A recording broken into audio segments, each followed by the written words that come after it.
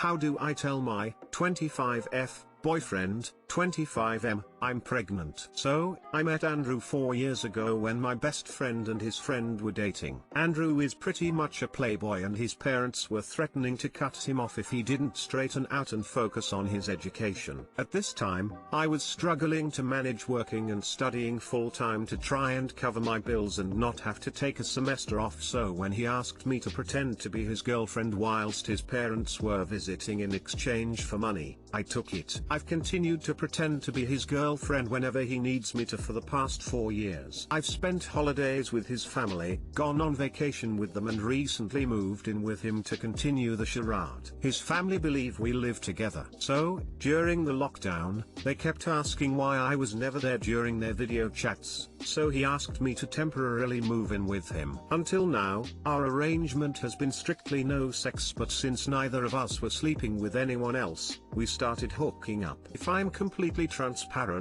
I can admit we weren't being very careful, so I'm not surprised I'm pregnant. I don't know if I'll keep it. I know the smart thing would be to get an abortion and I've always been pro-choice, so I'm not sure why I'm having such a hard time coming to terms with getting one. Regardless, I feel like I have to tell Andrew. The problem is I'm not quite sure how to bring it up and I've just been avoiding him since I found out. There is also the added problem that I feel like I'm catching feelings for him after living with him for a few months. Honestly, I'm just really confused right now and could do with some advice. Too long didn't read. I've been pretending to date this guy for the past 4 years so he can keep appearances up with his family. I moved in with him during the lockdown and we started hooking up. I'm pregnant and have started to catch feelings for him and I don't know what to do.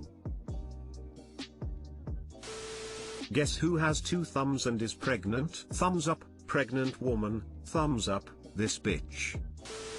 Just tell him. And you absolutely should tell him. This isn't a one-night stand with someone you barely know, this is a dear friend with whom you live and have a sexual relationship. Also, pro-choice doesn't mean you automatically are fine about needing an abortion. There are many people who are pro-choice but would never abort themselves. It means that you recognize that choices are necessary and people should be able to make them. Your complicated feelings are normal and rational.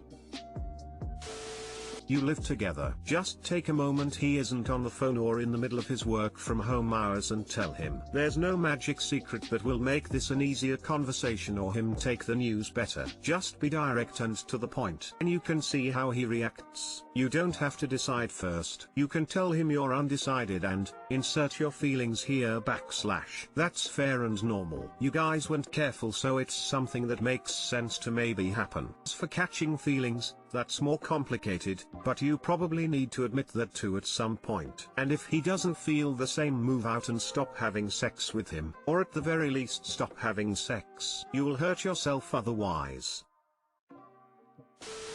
Tell him in person when the two of you have time to talk, not before work or right before bed. Have an unused pregnancy test on hand in case his first reaction is denial. Mentally prepare for different scenarios, from worst case, he wants nothing to do with baby, gets angry, and tries to kick you out of the house, to the alternative, he gets happy, wants to keep the baby and have a family. The reaction will likely be somewhere in between. He may be in shock and need time to process. He may ask what you want to do. Think of each scenario and the likely outcome for the pregnancy. Would you want to be a single mum? Would you abort even if he wants the baby? Do you have a place to live if he decides to kick you out? Would you want him to pay for the abortion if you decide to go that route? Once you have some idea about what direction you're leaning for each of those scenarios, have the talk and a backup place to go in case he needs space to process. Edit. Keep in mind his first reaction may not be his final reaction. He may freak out, but then find himself wanting a family. He may also get excited but then decide he's not ready to be a father. Keep the dialogue going as you come to a decision together. Ultimately though, it's your body and the final choice will be yours to make. I have a hard time believing this is true. I understand in the beginning it was okay to pretend temporarily for the extra cash, but you've been carrying on this charade for 4 years. And the only solution to the random family video chats was to start living with him and having unprotected sex. I would recommend having an abortion and detangling yourself from this mess. Cause no offense, but it sounds like the plot of a really shitty rom-com. Lol, exactly like a Hallmark movie where we know the ending just by watching the trailer. I, 29F, need to end my relationship soon, but I'm afraid of being alone. Hi everyone, smiley face. My boyfriend, 27M, of 2.5 years is moving out to live with a friend. He had been living with me in my flat and paying rent, but my flat is too small. It was only ever meant for one person and the plan was always that he would eventually move out. We had a serious chat yesterday about what would happen if we broke up, as he will still be living in my area. I confessed that I did not see myself marrying him or us having children. He told me that he wanted me to have the chance to meet someone who can give me that, and he feels he is holding me back. We agreed that at some point we would need to break up. It doesn't have to be right away and could take months, but it's the right thing to do. We also agreed that we were likely to stay friends if it isn't a messy breakup. I know he isn't right for me and that I might be better off with someone else, but I still love him and don't think those feelings will be going away anytime soon. Now that I don't have to feel guilty about him having nowhere to live, I think that sometime in the next few months I should end the relationship if he doesn't end it first. The problem is that on top of missing him, it will be more difficult to fill the void during this pandemic. I can't really go out and meet lots of new people, party with friends and hook up. I will be living alone and am not sure if I will still want him to come around every weekend when we aren't together anymore. I had a very difficult childhood which involved abuse and bullying at home. This resulted in lots of feelings of resentment towards my parents and older sisters, so my relationship with my family is complicated and I don't feel I can reach out to them for support. Has anyone experienced a breakup during lockdown/social distancing restrictions? How do you fill the void? TL, Doctor, my relationship has likely entered its last months and I am frightened of being lonely and isolated. How do I deal with this? Edit, to the men who are messaging me and think that they can take advantage while I am feeling vulnerable, just stop. For starters, I have no intention of looking at anybody else anytime soon. I also don't view Reddit as a dating site and wouldn't meet a guy from here IRL. Hi there, myself, 27F, and my ex, 29 meters, broke up this week after 4 years together. I am here with you in this moment. So if you ever want to talk to someone one-on-one, please feel free to PM me. Thank you so much. Will do. It's comforting to know that I am not alone. Please feel free to PM me as well if you need someone to talk to.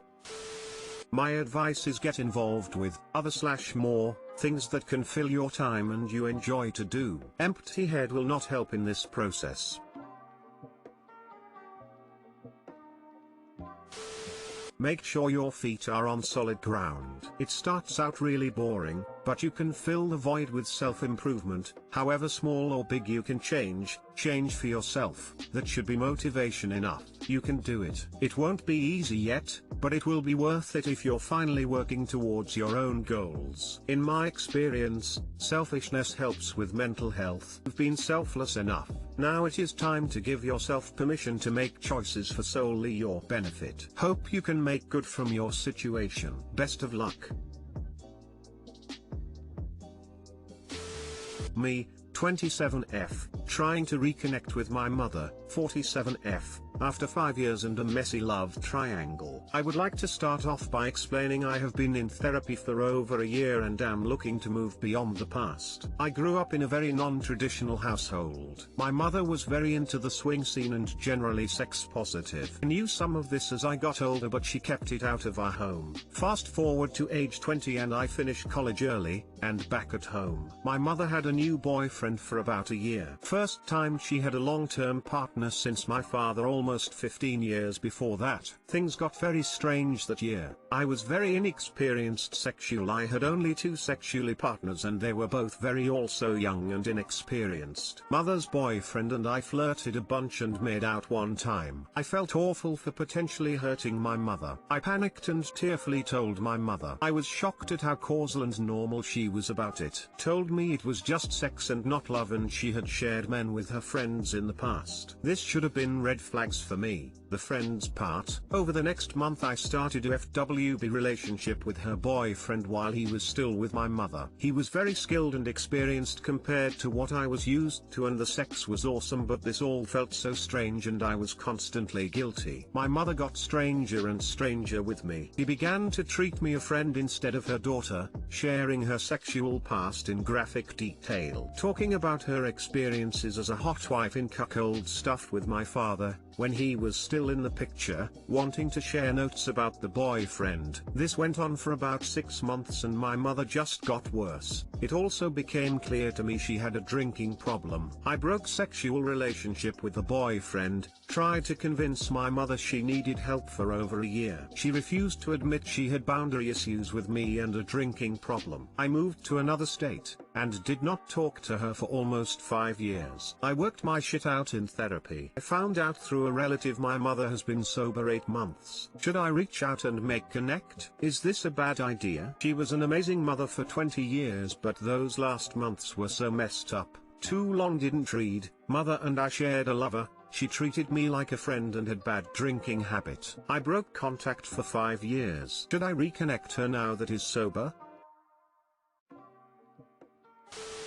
This is an unusual situation, but I do have some thoughts. It's always difficult for a parent to make the transition from child/parent dynamic to adult/parent dynamic. Some parents handle it better than others. For me personally, my father never acknowledged that I was an adult and my mother overshared to an extent. Your mom just had a lot to share during that overshare. Talk to your therapist. Figure out your own boundaries. Comment her the meeting prepared. But don't skip the meeting if you want to see her and she wants to see you.